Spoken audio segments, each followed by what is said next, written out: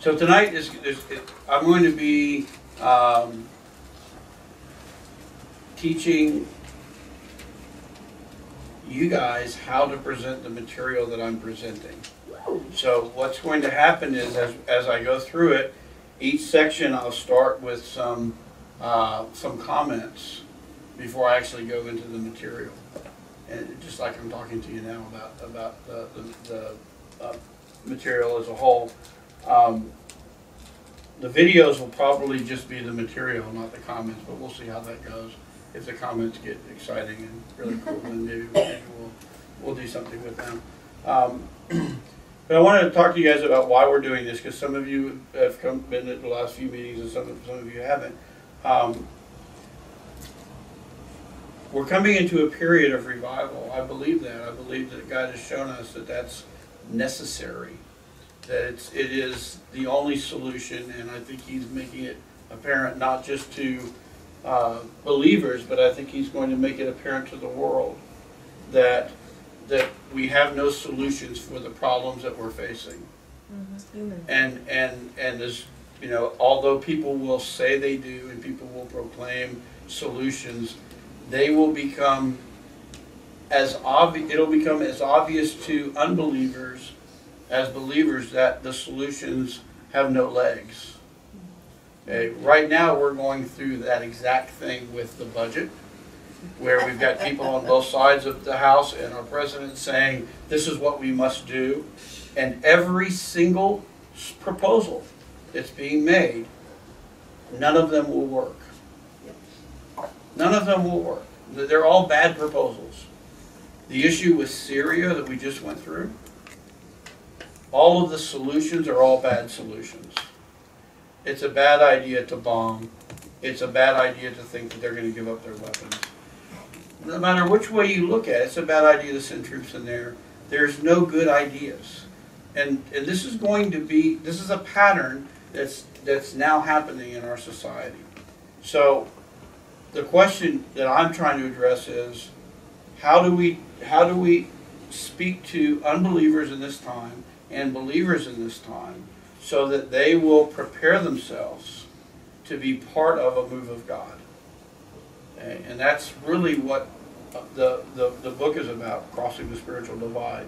It's about people moving from a worldly centric way of living to a kingdom centric way of living. Not just an idea of being the people of God and being in the kingdom of God, but a literal translation and participation in the kingdom of God. Okay, so we're going to get into those things as we progress through the teachings.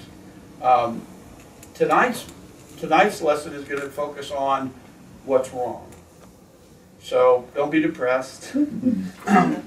But I think it's important for us to be able to communicate to folks what's wrong. And the church has had an approach to evangelism, and I'm not saying there's anything wrong with it. Many of us were led to the Lord through Roman roads or the four spiritual laws or a number of other evangelism explosion, a number of other ways of presenting the gospel. But what's been discovered over the last few years is that those methods, although they're biblically sound, they're not producing the fruit that they did in the 60s and 70s and early 80s. And now, so people are experimenting with a number of new methods that they think will approach the people of today. The problem is they don't address the problem. They're trying to adapt a message to a group of people without dealing with the real problem that those people face and are dealing with.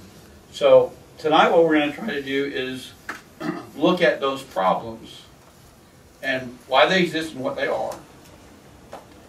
And I'm going to stop after each section to give you guys a chance to do question and answers. We can always edit the video, so that's not an issue. But I want to make sure that you guys get a chance to ask your questions. And here's what I want you to do. I want you, as I'm presenting the material, I want you to think about, how would I present this? what questions come up into my mind, what things make sense and don't make sense. And I'm not sure I completely understand this piece of it, okay? And don't worry if you don't get it all, because it's going to be in videos, it's going to be in notes, and eventually in the book. So part of what you guys are helping me with is to put the material together in a way that it impacts. It has the impact that I believe the Lord wants it to have. Okay? So that's what we're doing, and we're starting off with chapter 1. Awesome.